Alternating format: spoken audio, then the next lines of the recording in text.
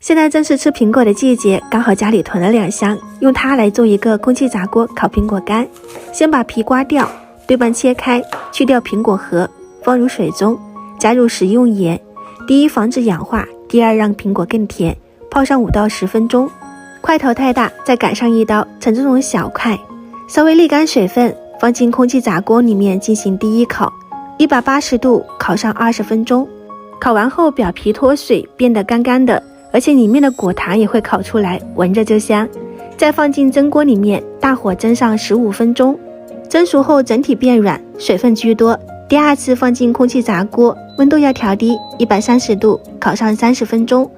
这是第2烤啦，烤完后你可以明显看到颜色会变深，而且表皮是这种焦焦的。再放进蒸锅里面蒸上最后一次，这个时间会比较短一点，大火蒸上10分钟就可以出锅了。这次的水分会明显减少，你就只需要放进去120度烤上20分钟，开盖，这样我们的烤苹果干就完成啦。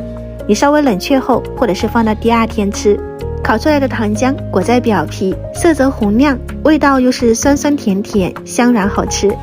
用空气炸锅烤的感觉比外面晒上2-3天的味道更香浓，时间上也更快速，不用等那么久。